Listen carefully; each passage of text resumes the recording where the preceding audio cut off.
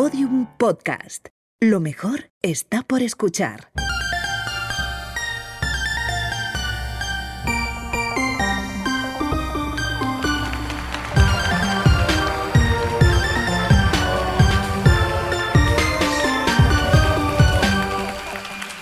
¡Ay! ¡Madre mía! Espera, ya la estoy liando, ya me estoy tocando esto. ¿Cómo os hemos engañado con lo del barroco a toda esta gente que estáis hoy aquí? Hola, Carmen. Hola, Ana. ¿Cómo estás? Guapísima como siempre. Cuéntame. Estoy muy contenta de estar aquí, apenada porque no está Alba Carballal. La verdad me da bastante pena. Y un poquito inquieta porque con este jaleo del directo no he tenido tiempo de hacer un close reading de la letra de la nueva canción de Shakira todavía. Y a mí me ha dado tiempo. Aunque ya por lo poquito que he visto creo que tampoco hay muchas capas que desentrañar. ¿Tú cómo estás? Yo bien, deseosa de saber qué has comido, que realmente no lo sé. Hoy es verdad que no lo sé. He comido muy bien. He comido en casa de los padres, entonces he comido, aunque no lo parezca por lo delicada que parezco, he comido buey. A la Borgoña. Sí, he comido rico. ¿Tú qué has comido? Yo he comido como muchas cosas, todas muy ricas. He comido primero unos boquerones en vinagre y unas anchoas con unos biscotitos de pan sin gluten. Luego un poquito de cecina con almendras, que me gusta mucho. Y luego he hecho como un platito combinado que era una batata al horno, luego un huevito pasado por agua y ¿qué más llevaba? Ya vas con jamón, perdón. Te has dejado lo más rico, en realidad. Ya vas con jamón. Iba a decir que me había bloqueado. Qué austero. Bueno, pero además no he tomado postre. ¿No has tomado ni una onza de chocolate? Ni onza de chocolate rigurosa, nada. Hoy ya estabas austera. Hoy estaba austera. Pero satisfecha. Satisfechísima. Y además de culinariamente satisfecha, Ana, ¿cómo estás? Pues estoy, la verdad... Te tengo que confesar que estoy bastante nerviosa con esto de estar en el Colegio Oficial de Arquitectos de Madrid por dos cosas.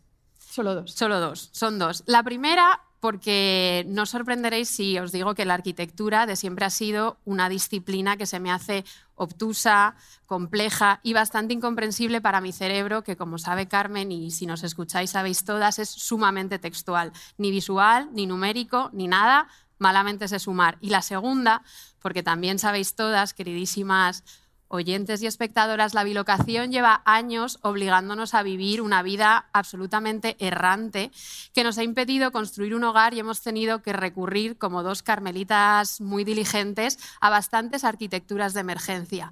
Y aunque odio las arquitecturas de emergencia, el término cala, el término me gusta. El término nos ha gustado muchísimo. Sí. Nos hace sufrir mucho, pero también queda bien. Tengo que aclarar que cuando Ana se refiere a arquitecturas de emergencia se está refiriendo a cosas como vivir un año entero en un colchón tirado en el suelo de mala manera, dormir ahí, esa era Ana. Utilizar perpetuamente papel higiénico a modo de servilletas. Eso es ser vagas, o tener contracturas siempre. Ya tenemos ahora mismo las dos unas contracturas bastante dolorosas porque, claro, nunca vas a invertir en una silla cuando sabes que te vas a mudar en 5 minutos. Entonces eso nos lleva a hacer arquitecturas de emergencia. La más elaborada y exitosa, tengo que decir, estarás de acuerdo conmigo, yo creo en esto, es la que conseguimos hacer en un baño diminuto de Rhode Island para tener nuestro precario, pero bastante logrado, primer estudio de grabación. Entonces pusimos muchísimas mantas, alfombras, todo lo que conseguimos, colgamos de la cortina de la ducha también, mantas, todo lo que pudimos, la tapa del váter para poner el micrófono, o sea, el teléfono móvil. Yo creo que nos quedó bastante bien. Funcionó bastante bien. De hecho, en el glorioso episodio de Las Reliquias, que dura 3 horas, tiene una intervención espectacular, la tapa del váter. O sea, os invitamos mucho a que lo escuchéis. No nos falta de nada a las hijas de Felipe. Y por si no lo habéis visto nunca, y en honor a que estamos aquí en un lugar dedicado al diseño de espacios y de habitáculos, aquí está el baño de Rhode Island que tan buenos momentos nos ha dado. El baño de Rhode Island. Este es el baño de Rhode Island y aprovechamos aquí para decir que este retrato nuestro total y completamente fidedigno es del talentosísimo José María Echarte, que se convirtió en nuestro primer retratista oficial y que ahora, junto a David García Asenjo, nos ha invitado a participar en estas sesiones sobre arquitectura y nuevos medios de comunicación. Nos encanta estar en directo, así que muchísimas gracias por la invitación. Qué guapas ahí, la verdad. Estamos muy favorecidas. Estamos muy, muy agradecidas por la invitación y por este retrato y todos, porque es que hay más. De hecho, hoy todavía no me ha dado tiempo a verlo, tenemos pero un nada más pequeño entrar, cartapacio. José María nos ha dado ya más retratos. Sí, algún día exposición de retratos de todos los que nos ha hecho. Pero como decía Ana, estamos bastante nerviosas porque es verdad que entre todos los gremios, el gremio de la arquitectura se nos hace particularmente intimidante, yo creo. Esto es así. Y esto, que tú lo sabes, porque te lo he dicho muchas veces, me pasé toda mi infancia diciendo que yo de mayor iba a ser arquitecta. O arquitecta o peluquera. Adivina decía. qué quería ser yo. Algo rarísimo. Yo quería ser o jugadora profesional de baloncesto o ingeniera aeronáutica. A ver, al baloncesto jugabas. Por lo menos, sí. ¿Ingeniería aeronáutica de dónde? ¿De No cómo? tengo ni idea, pero no salió. Desde luego lo que no decíamos de pequeñas es que íbamos a ser investigadoras del barroco, aunque os sorprenda muchísimo, tampoco trileras del show business barroco. Pero, bueno, y lo de peluquera, desde luego no se me da bien. Le rapé una vez la nuca a Ana y le arranqué un mechón de pelo de cuajo. Es difícil la tarea. Casi la dejo calva. Y la parte de la arquitectura en mi familia, por suerte, la está cubriendo mi prima Paula, que está en segundo, tercero de carrera y está aquí en primera fila. Pero sí. Creo que todo eso que trileras del show business barroco quizás es una nomenclatura que también deberíamos revisar y quedarnos con lo de investigadoras, porque ¿sabes quién está también aquí con nosotras hoy? No sé. Nuestra directora de tesis, a la que también estamos muy agradecidas por muchas cosas. Pero Carmen, un poquito arquitecta sí eres y a mí no me engañas. Porque tu tesis, que ahora la tesis de Carmen, lo cuento yo porque a ella le dan palpitaciones, analiza los cruces entre escritura, arquitectura y prácticas mecánicas en la construcción del Escorial. Pero la tesis tuvo su germen en un proyecto muchísimo más ambicioso y arquitectónico al que Carmen tituló Una mezcla tan nueva en un lugar tan eterno. Literatura urbana, utopía y transformación.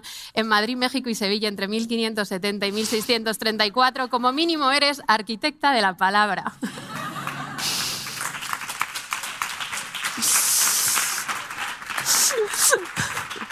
Soy muy tímida, pero bastante sinvergüenza también. Sí. O sea, también hay que decir que este título, aparte de risotadillas, nos dio el título de un episodio, el de ¿Qué hace una lesbiana como tú en un convento como este? De ahí viene la inspiración. En realidad, bueno, yo no lo había pensado nunca, hasta que nos pusimos a pensar en este episodio, pero puede que me metiera en todo este embrollo de una tesis sobre escritura en torno al Escorial, en parte para como un ajuste de cuentas con esa falta total de talento espacial y visual de la que hablabas, Ana, porque igual yo creo que de ahí viene mi obsesión, pues eso, con la escritura, como que quiere someter la arquitectura a los caprichitos del lenguaje, que es lo único de lo que podemos entender tú y yo un poquito. Caprichitos del lenguaje. Aunque tú eres un poco economista también. Bueno, por lo mismo que tú eres arquitecta, por pura incomprensión. La verdad, vamos a parar intrusismo. Ni yo soy economista, ni tú eres arquitecta. Y el motivo más importante, en realidad, es que lo que nos falta para ser arquitectas es el atuendo. Nos falta el atuendo de arquitectas. Para las amigas que nos escuchan y no están hoy, ahora, inexplicablemente aquí con nosotras en el COAM, estamos viendo el atuendo prototípico de un arquitecto. Pero no os imaginéis de ninguna de las maneras como unas gafas de pasta negras como Le Corbusier o Luis Barragán, nada de eso de ninguna manera. Se trata de la imagen de un arquitecto tal y como lo imaginó el grabador francés de finales del siglo XVII, Nicolas Lagmesan. ¿Lo he dicho bien, Carmen? Yo creo que sí. Vale. Entonces, voy a intentar hacer uso de mi manejo del lenguaje y mi escasísimo vocabulario arquitectónico para describirlo. Lleva una cornisa sobre la cabeza que hace las veces como de sombrero, un cuerpo de columna que le ocupa el rostro, una escuadra engastada en una muñeca, un cartabón en la otra mano, usa de bastón algo que yo veo como una regla larguísima, quizás sea otra cosa, y lleva una falda hecha de órdenes arquitectónicos y para cubrirse las piernas lleva unos fustes de columnas, o sea, va hecho un pincel. Nos da muchísimas ganas de que Ana se ponga a describir lo que sea. O sea, un talento descriptivo que es ASMR. He tenido que buscar muchísimas palabras, he tenido que pedir ayuda, no me sabían casi ninguna. Bueno, la verdad es que nos encanta muchísimo este y todos los grabaditos del Lagmesan. De hecho, llevamos para las amigas ¿Se ven las camisetas? Que nos estáis escuchando, chicos, 2 camisetas que por serendipia barroca, la verdad, encontré, un día que iba yo cargada con mi ropa sucia para poner la lavadora en la lavandería, encontré una tienda de segunda mano, de Providence, y son, a ver, Ana lleva al cocinero, que voy a describir llevo el así cocinero. rápidamente. El cocinero es un tipo bastante elegantón que lleva todos los utensilios de cocina cubriéndole el cuerpo, una sartén grande al hombro y un cochinillo asado en la cabeza. Ese es el uniforme. Y yo llevo un fontanero, que no me queda muy clara cuál es la profesión, aunque luego en el episodio va a haber una aparición estelar de un fontanero. Y es básicamente una fuente llena de cubiertita de bustos y con una cabecilla que asoma por encima. Bueno, es que es verdad que hay profesiones que son particularmente pegajosas al cuerpo. Muchas. Como que no puedes ver ese cuerpo y no identificarlo como una profesión. Publicistas, por ejemplo. Estudiantes de doctorado acabando una tesis en humanidades, no hay más que ver. No, eso es bastante... prototípico. Sí. Pero vamos a volver al gremio de la arquitectura, porque además de una cornisa, con una cornisa sobre la cabeza, de un torso hecho columna jónica, el barroco imaginaba al arquitecto tal y como lo describía León Battista Alberti, que era como una criaturita tremendamente omnívora, o sea, capaz de todo, de acumular los talentos pues, del pintor, del músico también, del matemático, absolutamente todo lo que tú y yo no tenemos. Pero te diré que nuestro amigo Covarrubias, y muchas gracias a los amigos de Iberoamericana Que nos regalan. Ahora tenemos el diccionario de Covarrubias así sobre da la un mesa, da gusto, mucho es gusto. como Covarrubias, arquitecto, y te dice, les baja un poquito los humos porque les dice, arquitecto vale tanto como maestro de obras. Esto quizá enfadara un poco a quienes andaban enzarzados pues, en discusiones entre artes liberales, mecánicas y sobre todo a quienes pues, deseaban verse más como artistas especulativos que pues, como trabajadores a pie de obra, pero desde luego nadie en todo este debate encendidísimo pronunciaba la palabra arquitecto imaginándose a una mujer y desde luego nunca a una monja. Pero para eso estamos Carmen y yo, para traer al barroco todo lo que no te cuenta León Battista Alberti ni te cuenta nuestro adorado tesoro de Sebastián de Covarrubias, porque si este podcast es, como decimos siempre, nuestro rinconcito terapéutico, también es una pequeña cajita de herramientas con la que intentamos, como buenamente podemos, ir remediando los silencios de nuestros siglos más favoritos de la historia, el XVI y el XVII. Y por eso, amigas, hoy vamos a hablar de mujeres arquitectas, monjas supermañosas, conventos en apuros, de arquitecturas de emergencia e incluso al final de nuestras propias ansiedades con lo público y lo privado, con la celda y con el claustro.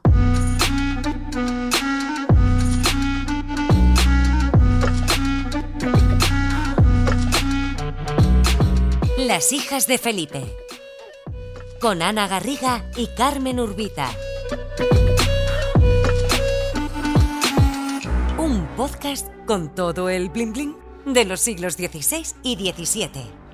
Producido por Podium Podcast.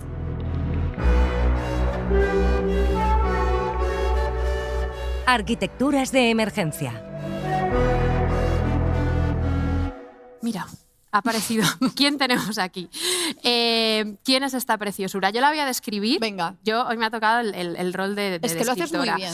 Para las oyentes que no nos están viendo, estamos ahora mismo observando un retrato de una mujer que tiene el pelo ondulado, tiene unos poquitos de baby hairs sobre la frente, las cejas muy finas y muy bien depiladas, es morena, tiene la boquita de piñón, un vestido marrón como con cuello de barco y aquí viene lo importante, en una mano tiene un papel emborronado donde se atisban dibujos de circunferencias, columnas, sumas, restas, multiplicaciones, números y en la otra mano, apoyado sobre el papel, tiene un compás. Eso es. Sí. Lo de los baby hairs, me gusta que lo hayas señalado. ¿Están? Están, es verdad, Es que le yo falta un tengo, poco claro, la gomina para hacer un poco a lo Rosalía. Tú tienes baby hairs y se los puso una vez muy bien con gomina, favor, de hecho, contigo. pero vamos a seguir.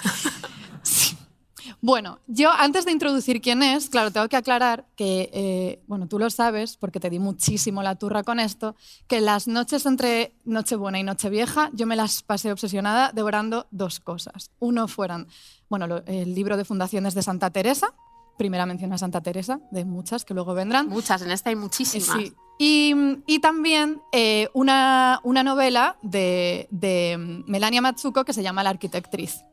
La protagonista absoluta de las fundaciones, obviamente, es Santa Teresa, y después vamos a hablar de ella, pero la protagonista de la novela de Matsuko es quizá, porque no se sabe seguro, la personita que aparece en este retrato, que se llamaba Plautilla Brizzi. Dilo otra vez, que me encanta oírte hablar en italiano. Muy bien. Bilingüe. Bueno, ella fue una arquitecta en la Roma del siglo XVII. Y por mucho que, en realidad por mucho que a Ana y a mí en muchísimos episodios nos seduzca hacer fanfiction barroco. Muchísimo, nos encanta. Es algo que nos gusta. La realidad es que ni tú ni yo somos especialmente lectoras de novela histórica. La verdad es que no. Pero esta novela, que es novela histórica, me está gustando bastante y la recomiendo mucho, que la edita Anagrama aquí. Pues Mazzucco ficciona la historia de este personaje real. Ella era hija del pintor, músico y dramaturgo Giovanni Brizzi y fue autora de 2 obras importantes en Roma. La Villa Benedetti, que era un edificio con forma de buque. Eso llevo días tratando de imaginármelo. Pues ya no lo puedes ver en persona, no, porque destruyeron la villa en el siglo XIX, lamentablemente. Y además le intentaron arrebatar suciamente la autoría, diciendo suele pasar. Claro, diciendo que había sido de su hermano, en realidad. Y luego también hizo la capilla de San Luis en la iglesia de San Luis de los Franceses. En Roma también. Todo en Roma. Vale. Ella vivía en Roma. Y la novela te habla muchísimo de la Roma del XVII y a mí me tiene muy enganchada. Era una persona espectacular, Plautilla. Además fue pintora, no solo arquitecta, y su primer cuadro de hacia 1630 es una Virgen con niño que ahora está en una iglesia carmelita, la de Santa María en Montesanto, que es esta preciosura. Es espectacular, ¿eh? Sí, pues Carmelita, es que todo queda en casa. Todo claro. queda en casa. Pues además de por ser el primer cuadro conocido de ella, la pintura es importante porque puede ser que un supuesto milagro en torno al cuadro fuera en realidad una operación de marketing súper hábil que tuvo bastante que ver quizá con el éxito que alcanzó ella después, aun siendo mujer. La historia que circuló, no sabemos si es verdad, pero la historia que circuló y en la novela ocupa bastante espacio es que en realidad Plautilla estaba sufriendo bastante con la cara de la Virgen. La del niño Jesús ya la tenía, pero la de la Virgen se le resistía. Entonces un día se queda dormida y cuando se despierta está su carita y ya. ¿Te imaginas que eso pasara con las cosas? La tesis. Con la tesis. Que te vas a dormir y un día, ¡blum! Quiero comentar en un tono bastante menos académico que me hace gracia que Plautilla le pone a la Virgen y al niño sus cejas y su boquita de piñón. O sea, hace exactamente, ella se hace una especie de autorretrato a lo divino, ahora ¿verdad? Que lo dices, cejas un poco como perfiladas por Lidia. Me hablo de ti, Lidia. Nada nos gusta más en este podcast que una buena industria de milagros y reliquias para autopromocionarse en un mundo hostil. Esto es a lo que nos dedicamos nosotras. Pero yo sé que a ti, porque hablamos mucho, la novela te tiene cautivada ante todo y sobre todo por un parrafito del que llevas semanas hablándome con muchísima ternura y expectación que estoy deseando escuchar y seguro que toda esta gente también. Espero que sí. A ver, me seducen muchísimas cosas de la novela. Plautilla, la Roma del momento, pero es que, claro, este párrafo me gusta porque quien me conoce bien lo sabe, tengo un poco espíritu de anciano que con los bracitos detrás de la espalda se pone a mirar obras. Por algún motivo, a mí eso me gusta. Y la descripción de un ajetreo entre ladrillos, andamios y tal, por algún motivo es algo que me pierde. Esto a Carmen le gusta mucho, pero recordemos, y aquí estamos en el Colegio Oficial de Arquitectos de Madrid, quizá esto es algo que sucede, que le pasa a ti y a mucha gente, porque nunca olvidemos que en aquel episodio que titulamos Boom del ladrillo barroco y que dedicamos a la especulación inmobiliaria orquestada por el aguililla del Duque de Lerma, allí mencionábamos a una persona que retransmite día a día, todos los días, las mastodónticas obras del Santiago Bernabéu con el mismo entusiasmo que si fuera un partido de fútbol. Es bastante espectacular. O tu queridísimo Jerónimo, Fray José de Sigüenza, que dedica páginas y páginas al trasiego de bloques de granito en el Escorial con una minuciosidad que ni tú y yo narrándonos los días. Pienso mucho, debo decir aquí, esto no te lo he dicho y lo voy a decir aquí en público, que pienso mucho en por qué tienes tú tanta necesidad de observar andamios, grúas, trasiegos graníticos, procesos mecánicos, y creo que tengo una intuición, pero te la voy a contar otro día porque la estoy macerando. La contaré en el podcast, esto es totalmente para que... ¿Esto no lo puedes hacer? Sí, nada. ¿Esto lo vas a hacer? Lo voy a hacer. ¿Vas a dejar así? Te lo voy a dejar así, el párrafo. En cuanto acabemos me lo vas a contar, por favor. Bueno, el caso es... Espera, es que me he quedado pensando en los vídeos aquellos del Bernabéu y por favor buscadlos, porque si no lo habéis visto... Enganchan una barbaridad. Te lo cuta como un gol, como un penalti, cómo construyen, cómo meten el césped retráctil, es una cosa... Y tiene muchísimas visualizaciones, hay mucha gente que ahora mismo está viendo esos vídeos, de verdad. El caso es que, bueno, claro, con todo esto en la cabeza yo me encuentro con este párrafo en la novela de los paseos de Plautilla por Roma y pues me emociono un poco, lo voy a leer. Léelo. He estado respirando el polvo de las obras desde el día en que nací. A diferencia de lo que creen los forasteros que vienen de países jóvenes sin historia, si naces en una ciudad tan antigua que es considerada eterna, no deseas tanto conservar el pasado como renovar el futuro. Desde que guardo memoria, Roma ha sido un bosque de andamios, acribillada de cráteres. Se construía por todas partes, desde el Vaticano hasta el Quirinal, del Esquilino al Janículo. Carros tirados por bueyes recorrían las calles todos los días, acarreando losas de travertinos o vigas destinadas a convertirse en castillejos y techos. Un olor a madera y a bosque se elevaba desde el andamiaje, mezclándose con el olor a humedad y podredumbre desprendido por el musgo que adamascaban las ruinas milenarias. En el mismo terreno te tropezabas con pilas de ladrillos y montones de escombros. Se demolía en cualquier lugar y en todas partes. A veces, con los mismos materiales rescatados, se construía. Iglesias, casas, oratorios, calles. Los poderosos competían entre sí para ver quién levantaba el edificio más alto, la cúpula más osada. Roma cambiaba de rostro cada temporada. Quien se ausentaba mucho tiempo a duras penas podía reconocerla. Me encanta, la verdad es que entiendo que te hayas quedado encerrada en ese parrafito, pero seguro que más allá de la polvareda, del olor a madera, de los montones de escombros, te sedujo muchísimo ese momento en el que dice, con los mismos materiales rescatados se construía. Un poco, sí. Claro, porque yo sé que a ti te gustan mucho las arquitecturas del reciclaje. Te gustan casi lo que más en la vida, llevarse piedras de un sitio a otro y que de pronto, como pasó en México, donde tenías una pirámide azteca, brotara a la fuerza, obviamente, con los mismos materiales, un palacio renacentista. De reformas barrocas no nos resistimos aquí a hacer una gran recomendación. Sabe muchísimo Alberto Sánchez Sánchez, que es sufridor de penurias doctorales como nosotras, que está reformando una casa solariega del siglo XVII y va relatando pues eso, todas sus tristezas y también muchas alegrías arquitectónicas en su cuenta de Instagram que se llama Casa de Pueblo y que es maravillosa. Y además se encontró entre los papeles de la casa una autobiografía espiritual de una carmelita del XVII inédita que ha tenido por bien compartirnos y que se queda para otro episodio, así que Casa de Pueblo, gran recomendación. Su proyecto es precioso y el episodio está pendiente de aquello, sí. Es verdad que esto de las ruinas y los reciclajes en la construcción me gusta bastante. En el episodio que hicimos de miniaturas y belenes, hablábamos como de la temporalidad íntima de las miniaturas y demás en un libro que hablaba de ello en un libro Susan Stewart.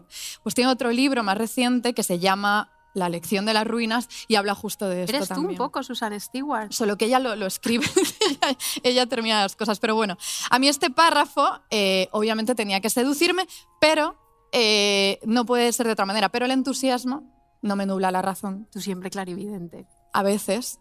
Y hay una parte de mí a la que le cuesta imaginarse a esta arquitecta, esta mujer del 17, circulando así tan libremente por Roma, paseando como una Flaneur del 17, Flaneur, y trastabillando así tan libremente con los ladrillos. Hay algo ahí en su encuentro con los escombros que... Tú desconfías. Sí, de hecho hay otras partes de la novela en las que Machuco sí que elabora mucho sobre las tácticas, los tejemanejes, las estrategias que tenía que inventarse ella para salir de casa y poder ir a ver pues, todos los nuevos edificios, las pinturas, los frescos que ella sabía que tenía por un lado muy cerca y por otro tan lejos.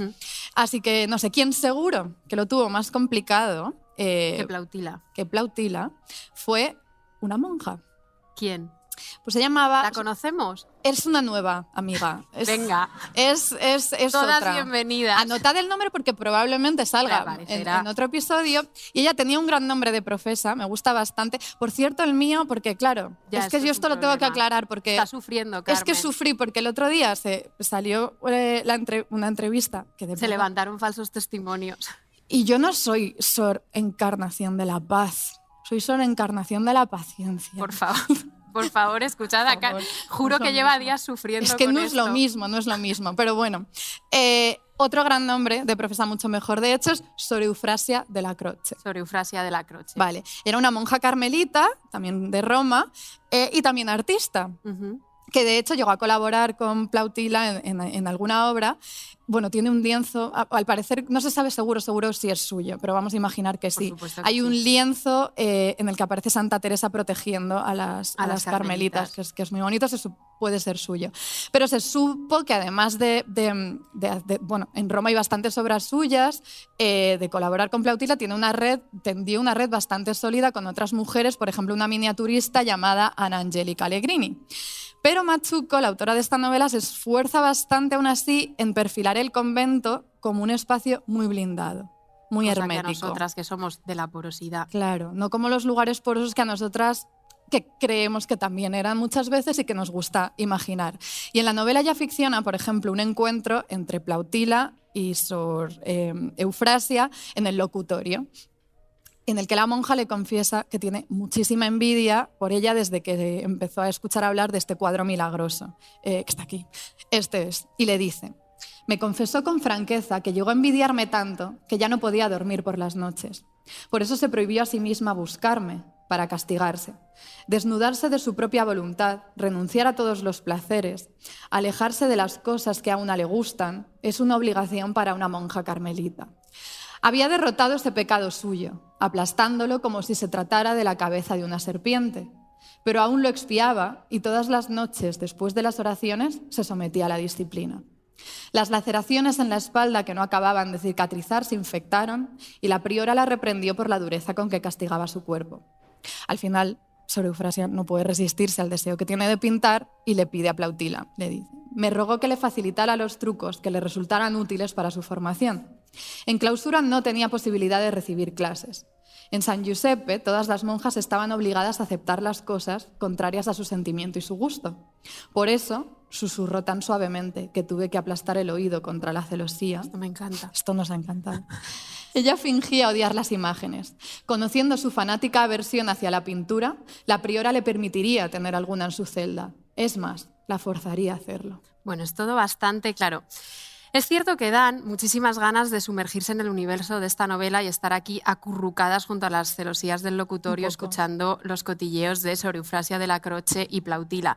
Pero la imagen del convento que se pinta aquí, que nos acaba de leer Carmen, como quizás ya habéis imaginado, tiene muy poco que ver con los recovecos conventuales que más nos gustan a nosotras.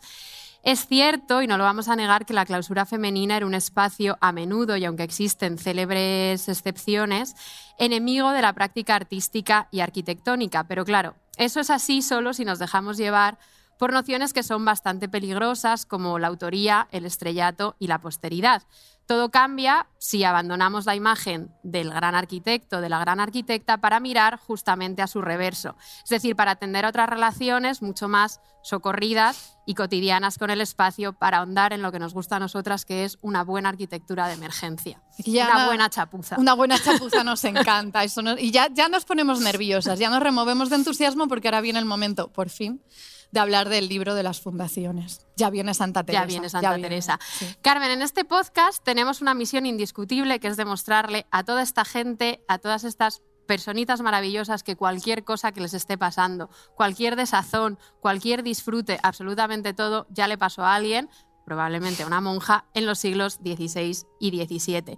Pero parece que últimamente a esta misión le hemos añadido otra igual de importante, que es demostrar que nuestra querida Santa Teresa fue y sigue siendo la monja más poliédrica y proteica que hay. Entonces, Carmen, ayúdame, y no es una tarea fácil porque encima tú no tienes muy buena memoria, de cuántas facetas de la vida de Santa Teresa hemos hablado en este podcast. No son pocas. Son innumerables, pero voy a hacer un esfuerzo. Venga. A ver, desde luego está nuestra favorita, yo diría, que es la Santa Teresa amiga. ¿Sí? Tengo la Santa Teresa priora, la Santa Teresa catequista, como de buen espíritu, de sonrisa perpetua, esa también nos viene muy bien muchísimas veces.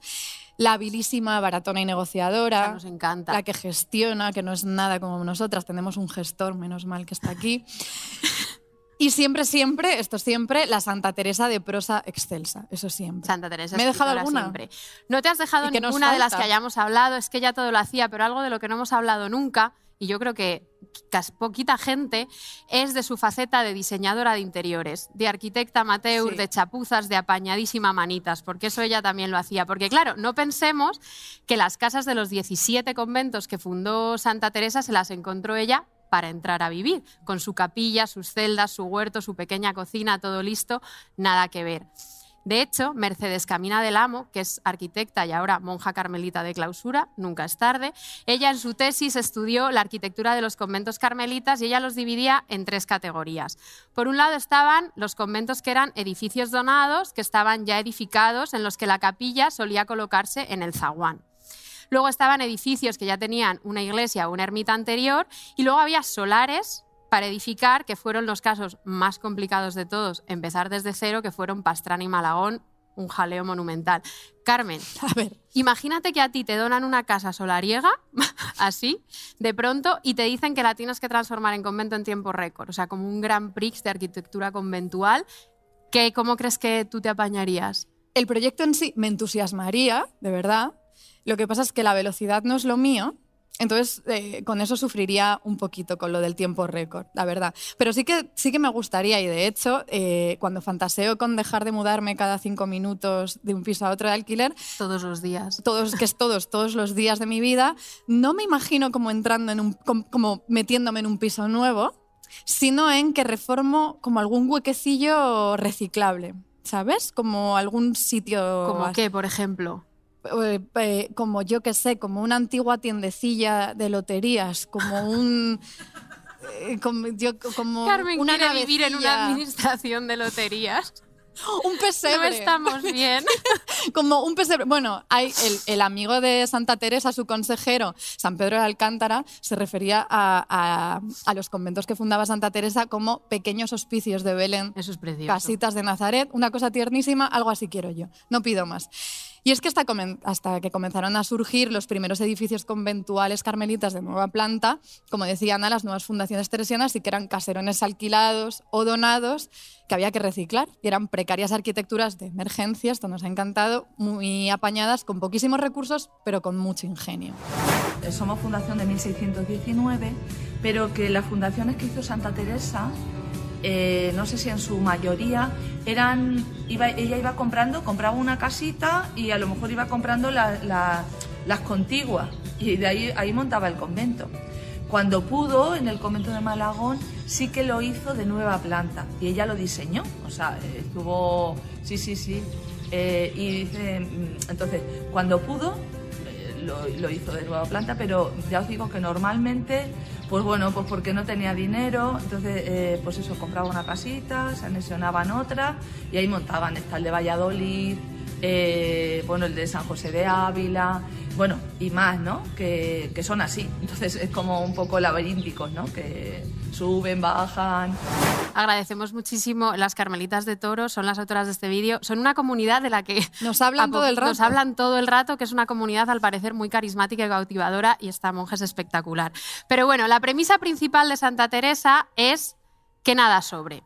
O sea, ella quiere cosas sobrias, y en Providence la verdad es que nosotras somos bastante teresianas. Yo tengo literalmente 2 platos hondos, 2 platos llenos, De verdad. 2 boles, una silla, 0 unidades de ornamentos más allá de mi altarcito, y hasta hace muy poco que me compré una cama, dormía a ras de suelo. Bueno, es que realmente cuando voy a su casa y me invita tenemos que hacer malabares porque todo hay que ponerlo encima de la nevera. También somos un poco para dejadas, que- o sea, nos Eso podíamos también. haber instalado mejor. Pero bueno, es que en las constituciones carmelitas que redacta la propia Santa Teresa en 1567, la premisa de la construcción de los conventos es siempre la sobriedad. Ella te dice: la casa jamás se labre si no fuese iglesia, ni haya cosa curiosa sino tosca de madera, y la casa sea pequeña y las piezas bajas, cosa que cumpla a la necesidad, no superflua. Fuerte lo más que pudieren, y la cerca alta y campo para hacer ermitas que se puedan apartar a oración conforme lo que hacían nuestros padres, los ermitaños del desierto. Yo no quiero andar en la tragedia, pero es que hay otra premisa de construcción carmelita que tu estudio diminuto No me parece una cumple. tragedia cumplir las premisas carmelitas. Este en concreto es que es un poquito doloroso y sé que te da problemas, porque dicen las constituciones del capítulo de Alcalá, dicen las celdas no serán mayores de 12 pasos en cuadrado. Es que yo creo que lo cumples. Mi casa es muy pequeña, lo cumplo, da mucha lástima, Sí. pero ya sabes, Carmen, que si nosotras nos caracterizamos por algo es por tener buen ánimo. Sí. Somos unas personas risueñas, de un buen humor imparable, con una capacidad de adaptación y de consuelo ¿La verdad? desmedida. Entonces, a mí vivir en un espacio tan pequeñito me encanta. ¿Y tú sabes por qué me encanta a mí vivir en un espacio tan pequeño? No será la proxemia. Es por la proxemia. Estamos ahora mismo en Madrid, en la calle Hortaleza, y sospecho que un buen ramillete de personas de las que nos estáis aquí escuchando viven, como decía la santa, en esta Babilonia de ciudad, sometidas a vivir en espacios absolutamente diminutos. Entonces yo creo que la proxemia os va a ayudar como me ayudó a mí. A mí me consuela mucho. En algún momento del doctorado fue una de mis grandísimas obsesiones que le contagié a Carmen. El término lo acuña un antropólogo en los años 60, pero Roland Barthes lo populariza dentro de la medida de lo posible para la proxemia, en 1977 en una charla y la define de la siguiente manera. Dice, los espacios subjetivos en la medida en que el sujeto los habita afectivamente. Entonces, lugar proxémico quiere decir que es todo aquello que puedes abarcar con la mirada. Y dice Bach, que lo escribe muy bonito, dice, allí donde llega el olor, el ruido, allí donde se predomina, se recela, allí donde se alcanza, donde se toca. Es decir, que si vivís en una casa de 25 metros cuadrados, vivís en proxemia continua y eso pues yo creo que me convierte a mí como en seres muy amorosos, en continua simbiosis afectiva con el espacio, seres proxémicos. Sí. Quien no se consuela es porque no quiere. Eso es. Entonces, aunque todo esto me hace pensar que aquí no puedo por menos que pensar en el shock que tuvimos Carmen y yo cuando vimos, y mi madre, que fui con ella, a ver el tamaño de las celdas de las descalzas reales, porque era verdaderamente imposible, por ejemplo, que yo cupiera ahí, o incluso tú. Entonces me consuela que por lo menos mi estudio Providence es proxémico, pero quepo. Es proxémico y es muy bonito. Cuidado con la proxemia. Tiene un estudio muy bonito y es calentito. El piso donde yo vivo ahora es bastante grande. Muy grande. Pero tengo una estufa de los años 50 que cualquier día aparezco en el Providence Journal y se queda la hija de Felipe. No, por favor. Esto me tiene un poco inquieta. Me arrepiento de haberlo dicho porque me has pegado la superstición. Si lo dices no pasa, es toda mi técnica. Si lo dices no pasa. En fin, pues no va a pasar. Las constituciones carmelitas quedan claras, las directrices constructivas, pero donde más habla Santa Teresa de la disposición de los conventos, del aprovechamiento del espacio y donde deja ver ese ojo técnico que tiene ella, espacial, que a nosotras nos falta en realidad, es en las fundaciones. Eso es. El libro de las fundaciones, que Carmen estuvo leyendo por las noches en Navidades sin parar, esto es real porque me escribía todo el rato, quizás no sea el libro más leído y conocido de nuestra santa, pero desde luego es a nuestros ojos el que más salseillo da, con el que más te ríes y el más trepidante. De hecho, hay una anécdota, yo me lo cuento como si fuera algo importantísimo, pero bueno, hay una anécdota que es bastante reveladora, que cuando imprimen todas las obras de Santa Teresa en 1588, las fundaciones no las pueden incluir porque había tantos cotilleos de gente viva que hasta 1610, que toda esa gente había muerto, no se atreven a imprimirlo. Claro. Entonces, todo el mundo a leer las fundaciones. Teresa lo escribe por orden de su confesor, el jesuita Jerónimo Reipalda, entre 1573, cuando ya tenía 58 años, y 1582. No porque Todo fuera, cifras que tenéis que apuntar. Claro, todo esto en la cabeza. No porque fuera Santa Teresa parsimoniosa, No. como nosotras, nada que ver, sino porque lo escribió la pobre como buenamente pudo y a trompicones. A nosotras en este podcast nos encantan las florecillas tardías, como Hildegarda, la Agustina Recoleta, María San José, la propia Santa Teresa. Nada más aspiracional que una florecilla tardía. Florecilla tardía. El objetivo del libro de las fundaciones era muy sencillo, era simplemente historiar los vericuetos, las peripecias y el sinfín de personajes con los que Teresa y las carmelitas se iban topando en la fundación de conventos del Carmelo Descalzo.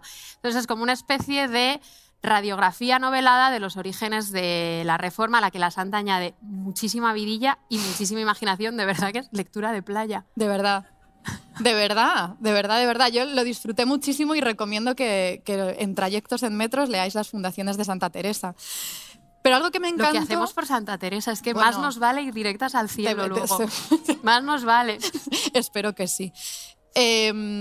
Algo que me encantó especialmente es que además de todas estas anecdotillas que ya te cuenta, también como quien no quiere la cosa y poco a poco te va dejando caer de manera aparentemente desinteresada cómo tiene ella un gran talento y todo el buen hacer que tiene a la hora pues, de adaptar los conventos, todo ese ojo técnico. Por ejemplo, en el primer capítulo ya te cuenta que el convento de Medina del Campo, dice, tenía un pozo, a dicho de los que le probaron, de harto mal agua, y parecía imposible procurarlo, por estar muy hondo. Llamando yo oficiales para procurarlo, reíanse de mí. Qué fuerte los oficiales riéndose de Teresa en Medina del Campo. Reíanse de mí, de que quería echar dineros en balde. Yo dije a las hermanas qué les parecía. Dijo una que se procure. Nuestro Señor nos ha de dar quien nos traiga agua. Y para darles de comer, pues más barato le sale a su majestad dárnosla en casa y así no le dejará de hacer. Mirando yo con la gran fe y determinación con que lo decía, túvelo por cierto. Y contra la voluntad del que entendían las fuentes, que conocía el agua, lo hice. O sea, ella RQR. Ella RQR. Y fue el Señor servido, que sacamos un caño de ella, de la fuente, bien bastante para nosotras y de beber, como ahora le tienen. No lo cuento por milagro, que otras cosas pudiera decir, sino por la fe que tenían estas hermanas, puesto que pasa así, como lo digo. O sea, ella lo cuenta por hacer ver la fe de las hermanas, pero claramente también por hacer ver que supo más que aquellos oficiales entendidillos que se reían de ella. Y claro, cuidado porque el convento de Medina del Campo se fundó en 1567 y solo 2 años antes Felipe II había acordado con la ciudad de Toledo encargarle contratar al ingeniero Juanelo Turriano para solventar de alguna manera los problemas en el suministro de agua para salvar el desnivel entre la ciudad y el Tajo. Entonces yo me imagino, pues eso, y Juanelo ingenió una máquina hidráulica que fue súper famosa, que acabó en literaturas. Todo el rato estaba Juanelo para arriba, Juanelo para abajo, su artificio del agua. Yo me imagino a la santa escuchando esto desde sus conventos y diciendo, no me impresiona demasiado. Juanelo, no me impresionas nada. Sí. No me puedo creer, Carmen, que sea la primera vez que nombramos a Juanelo en este podcast con lo que lo queremos. Recuerdo, y esto es una anécdota que nos desvía mínimamente, pero es importante, que hace unos años vimos una exposición en el Met en Nueva York que era sobre desarrollos científicos en las cortes europeas y había miles de inventos de la Europa más del norte, como Alemania, Países Bajos, y eran inventos utilísimos, artilugios de medición, relojes hiperelaborados, muy precisos, y había un autómata muy, muy complejo elaborado por Juanelo que tenía un sistema técnico como novedosísimo en la fecha, pero que simplemente era un monje franciscano penitente que se daba así todo el rato golpes en el pecho y pensamos, España, o sea, está aquí, pero o sea, no podía. Estuvimos Carmen y yo como horas diciendo, ¿cómo es esto posible? Pensamos mucho en ese muñequito franciscano. Pensamos sin parar en ese muñequito franciscano. De verdad que sí. Pero volvamos a Teresa y dejamos a Juanelo para otro día. Claro, pero en realidad, aunque ella hace en el libro de fundaciones tiene estos alardes técnicos como quien no quiere la cosa, en realidad su afán mayor es poner a funcionar el cerebro galaxia que tiene para acondicionar la casa, poner el altar y así por fin poder tomar posesión del convento. Claro, porque para tomar posesión del convento había que poner el altar. Luego es muy gracioso porque hay un momento de las fundaciones en que alguien le dice, no exactamente, en realidad puedes tomar posesión sin eso, y dice, ya, de haberlo sabido. Me habría ahorrado muchísimos problemas. Pero de la llegada a Medina del Campo dice, visto el portal, había bien que quitar tierra de él, a teja vana, las paredes sin embarrar, la noche era corta. Un agobio. Y no teníamos sino unos reposteros, creo eran 3, para toda la largura que tenía el portal, que era nada. Yo no sabía qué hacer, porque vi no convenía poner allí el altar. No sabíamos qué hacer de clavos, ni era hora de comprarlos. Comenzáronse a buscar de las paredes. Es que imagínatelas. A las monjas de madrugada sacando clavos de las sin paredes, parar. Por favor. Pero todo sale bien, porque si está Santa Teresa, sale bien. En fin, con trabajo se halló recaudo. Unos a entapizar, nosotras a limpiar el suelo. Nos dimos tan buena prisa que cuando amanecía estaba puesto el altar, la campanilla en un corredor y luego se dijo la misa. Esto bastaba para tomar posesión. Una Santa Teresa satisfecha. Ella era dispuesta y tenía muy buen ojo para todo y también buen ojo espacial. A mí toda esta operación jamás se me hubiera ocurrido. Pero claro, cuando finalmente consigue, por ejemplo, una casa para fundar el primer convento de la rama masculina en Duruelo, o sea, un pueblo perdido que no tenía de nada, le dan una casa que es una absoluta cochambre, pero ella, en un momento muy rápido, visualiza cómo la puede adaptar y te lo cuenta y te dice: así llegamos poco antes del anochecer, como entramos en la casa estaba de tal suerte que no nos atrevimos a quedarnos allí aquella noche por causa de la demasiada poca limpieza que tenía y mucha gente del agosto. La gente del agosto eran piojos. Tenía un portal razonable y una cámara doblada con su desván y una cocinilla. Este edificio todo tenía nuestro monasterio. Yo consideré que el portal se podía hacer iglesia y el desván se podía hacer el coro, que venía bien, y dormir en la cámara. Y ella está siendo un poco como este programa que hay en la tele de dos gemelos, muy perturbador, con los dientes muy blancos, que te reforman la clase. Un poco, quieras o no quieras, ellos te la reforman. A mi madre le encanta. Y es verdad, bueno, hace poco me enteré de que este programa, se me movió un poquito el universo entero bajo mis pies, porque parece ser que no es estadounidense, es de Canadá. Y te no sé, todo ha cambiado un poco. Ellos, de hecho, me suena por haber pasado, alguna vez que mi madre lo ha visto, he pasado por delante y creo como que compiten entre ellos, la Santa les ganaría a los dos, obviamente con esta manera de adaptar el espacio. Porque ella era muy perfeccionista, obviamente, y nada le gustaba más que un convento bien terminado. Y dice, nunca, hasta dejar casa propia recogida y acomodada, a mi querer, dejar a ningún monasterio. Ni le he dejado, que en esto me hacía Dios mucha merced. Que en el trabajo gustaba ser la primera, y todas las cosas para su descanso y acomodamiento procuraba, hasta las muy menudas, como si toda la vida hubiera de vivir en aquella casa, y así me daba gran alegría cuando quedaban muy bien. Es que claro, le gusta controlar, le gustan las cosas bien Terminado. hechas. Es verdad que aunque Teresa siempre presumen, y ella lo dice así, dice, la experiencia hacía que entendiese yo bien de estas cosas, como llevo 15 conventos a las espaldas, pero a veces se desespera. Y con razón, porque Carmen, tú y yo, gracias a esto de la bilocación y la ausencia de propiedades, nos hemos librado de la pesadilla de las reformas, que es algo de lo que todo el mundo habla con auténtica desesperación. Santa Teresa también sufrió muchísimo con las reformas, no os preocupéis, hay salida. De hecho, estamos avanzando peligrosamente a todo lo que te pasó a ti, ya le pasó a Santa Teresa. Directamente, se va a quedar ahí. Ya está. Sí. Pero bueno, cuando consigue finalmente instalarse en esa casa cochambrosa de Duruelo, dice: fue nuestro señor servido que el día que nos pasamos por la tarde hizo un agua tan recia que para traer las cosas que eran menester se hacía con dificultad. La capilla habíase hecho nueva y estaba tan mal tejada que lo más de ella se llovía. Y os digo, hijas, que me vi harto imperfecta aquel día por estar ya divulgado. Yo no sabía qué hacer, sino que me estaba deshaciendo, y dije a nuestro señor, casi quejándome, que o no me mandase entender en estas obras o remediase aquella necesidad. No puede más con la reforma, no puede con las obras. Es que no puede. Lo de me vi harto imperfecta lo vamos a utilizar mucho, lo estoy viendo. Vamos a usar. Pero sí es verdad que a cualquiera que ha pasado por obras como que se le queda un dolorcillo en la mirada, como una melancolía, como si no fuera miope, podría decir. Yo creo que aquí puedo atisbar quién ha pasado por obras y no. reformas en casa, claramente. Y da mucha lástima. Ahora os vamos a poner algo, avisamos que da un poquito de pena. Pero a mí también me parece risueño, tú estás muy apesadumbrada. Arriba los corazones siempre, pero también tiene un lado duro. Bueno, nos topamos con este titular. ¿Cómo se ve ahí lo que Sí, se ve ahora. Nos topamos con este titular y realmente nos sentimos por un momento viviendo también en las fundaciones. Para quienes no estáis aquí, os lo vamos a leer. Dice: las monjas arreglan a toda prisa el tejado de San Jeroni que amenazaba al órgano de 1746.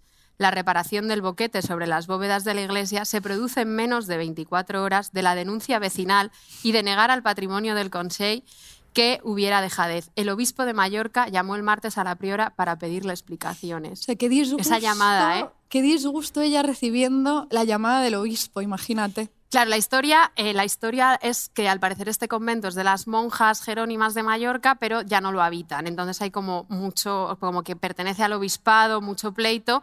Pero claro, la verdad es que nos quedamos con muchísimas ganas de llegar al fondo de este asunto, pero sobre todo con lo que más nos quedamos es con la frasecita que abre la noticia y que yo os voy a leer y que os va a encantar. La noticia empieza: visto y no visto. El boquete abierto en la cubierta del convento de San Jeroni de Palma, en el barrio de Calatrava, ha sido tapado a toda prisa por las monjas jerónimas, que siguen erigiéndose como sus propietarias pese a haberlo abandonado en 2015. Me parece, o sea, es que se ve, es que imagínatelas de madrugada tapando las tejas a todo correr. Bueno, es que esto es visto y no visto, estos son las fundaciones, arquitecturas de emergencia 24 horas, ya está. Visto y no visto, las monjas jerónimas. Aquí te dice: aspecto que presentaba ayer la cubierta sobre la iglesia de San Jeroni, apreciándose las tejas nuevas que tapan ahora el boquete que se había abierto tras el vendaval Gloria. Pero mira las monjas jerónimas en un momento, yo no sabría poner esas tejas. No, tú y yo no sabríamos poner esas tejas, ¿no? De ninguna de las maneras. Es que no. Bueno, la verdad es que, como sabéis, a nosotras no nos hace ningún tipo de falta justificación alguna para leer absolutamente todo a través de nuestros ojitos barrocos y conventuales. Pero te diré que en este caso, Carmen, de asuntos arquitectónicos, ahora resulta que estamos absolutamente respaldadas. En un librito reciente que conocimos en parte gracias a David García Senjo, que creo que lo publicó y nos lo recomendó. Lo compartió en Twitter, sí. Luego Selina Blas también nos lo recomendó y ahora lo recomendamos nosotras. Es un libro que acaba de parecer muy chiquitito, que se titula Hora et labora, la invención de la intimidad.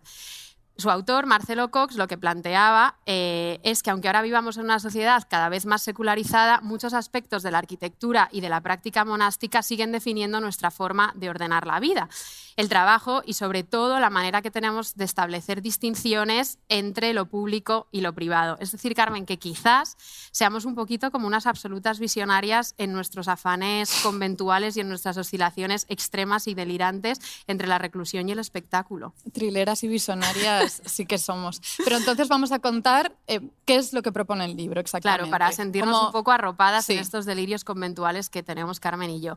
Lo que plantea es que los ritmos principales del monasterio están marcados por la separación entre los espacios comunes y la privacidad de las celdas que ordenan la transición todo el rato de la labor a la oración y de la oración a la labor de manera muy incesante. Dentro, claro, de un espacio común que es una mini ciudad. Lo que plantea el libro es que si la industria moderna en el siglo XIX se llevó el espacio laboral fuera del espacio doméstico, la invasión del espacio doméstico por la productividad, esto me he puesto de pronto muy académica, ha hecho que nuestras casas cada vez se parezcan más a un monasterio. Es decir, que cada día que tú te levantas y no vas a una oficina y abres el ordenador, tu casa se está convirtiendo en un monasterio, Claro. donde la vida y el trabajo, cuando estés en tu piso proxémico de 30 Exacto. metros hablando al ordenador, tu casa se parece cada vez más a un monasterio donde la vida y el trabajo se superponen casi hasta diluirse. Yo sé, Carmen, que a ti te importa muchísimo la separación entre lo íntimo y lo público. Sí, sí. O sea, es que solo hay que verla, le importa Sí, sí. muchísimo. Que eres un gatito de tu casa. Sí. Pero yo nunca te he preguntado si tú que tienes una casa grande ahora, porque has tenido... Ahora. O sea, es Mañana, totalmente- quién sabe. No.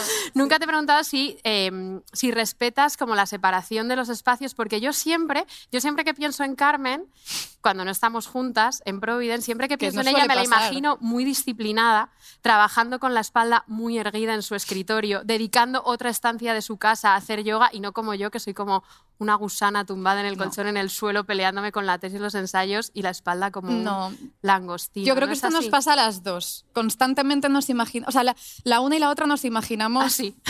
súper rectas, súper estudiosas, súper sentadas todo el rato y en realidad estamos las dos arrugadas, mezclando el espacio de dormir, ese colchón tirado en el suelo, con el ordenador, todo así, estamos del revés. No soy tan así como me imagino. No, o sea, entonces tu casa es bastante monasterio, se te se me superponen los superpone espacios. absolutamente todo. Claro, pues que sepas que Marcelo Cox habla de un proyecto arquitectónico. Aquí voy a hablar de arquitectura, pido muchísimo perdón si meto la pata. Pido perdón por hablar de arquitectura en el COAM.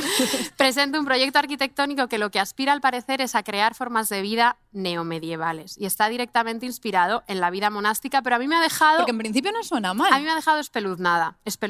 pero es que suena atractivo. Ya, Ana. a mí me ha dejado espeluznada. Bueno, en el 2015, el estudio de arquitectura Dogma, junto al grupo de artistas alemanes Realism Working Group, idearon, me encanta que miro a Carmen como si ella Esta vez.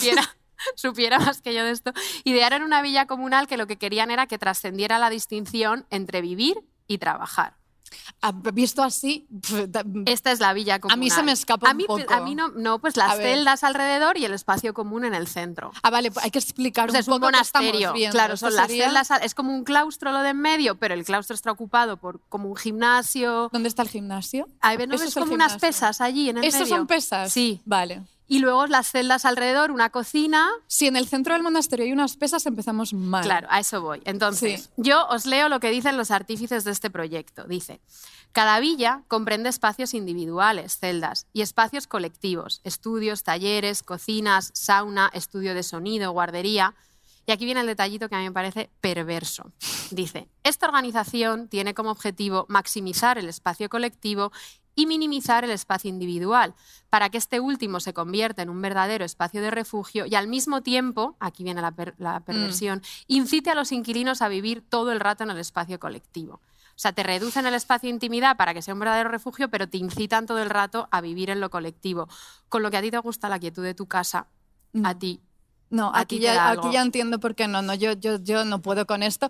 De hecho, porque por un lado te iba a decir, al principio me sonaba muy, muy atractivo. Tenemos una amiga, Andrea, que de hecho se pasa la vida investigando en Idealista, buscando antiguos pueblos abandonados, que esto existe y que se venden bastante baratos para ser un pueblo en internet. Y ella siempre me está mandando como los enlaces para que todas nos retiremos a ese pueblo a vivir juntas, a hacer panes y vivamos súper felices. Las pero carmelitas de Toro llevan claro, siglos un haciéndolo. poco hacer lo mismo, ser un poco carmelitas de Toro, pero desde luego no con pesas. Claro, a mí la gran perversión de este proyecto, porque me parece una perversión de la vida monástica, porque todo está orientado hacia la productividad, a reducir al mínimo la contemplación y también la recreación, que ya sabemos que sobre todo para Santa Teresa y las carmelitas era imprescindible. Y también me parece un poco escandaloso este proyecto porque te quitan la clave para que la vida monástica funcione, que es algo que a mí... Me parece escandaloso. Me parece escandaloso porque a mí algo que me fascina de la vida monástica son las reglas, Sí. el orden, los biorritmos compartidos que transforman a toda la comunidad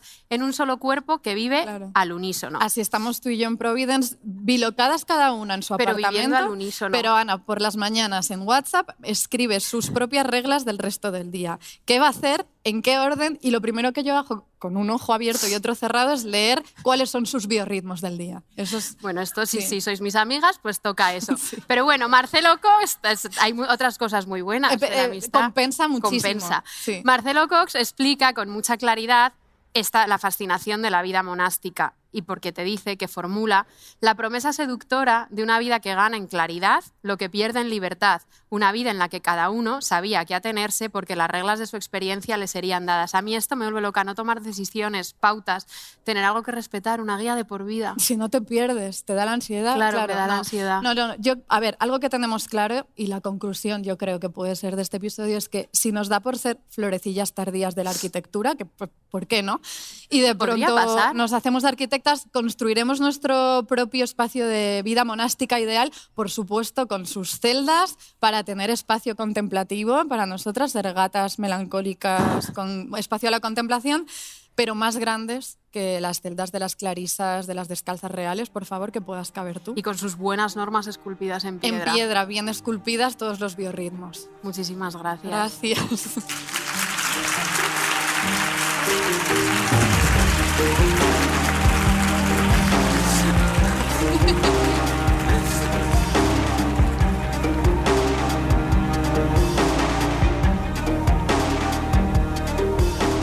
Las hijas de Felipe es un podcast de Podium, escrito y narrado por Ana Garriga y Carmen Urbita. Diseño sonoro, Elizabeth Búa. Jefe del proyecto, Jesús Blanquiño. Producción ejecutiva, Lourdes Moreno Cazalla. Sintonía por Caliza.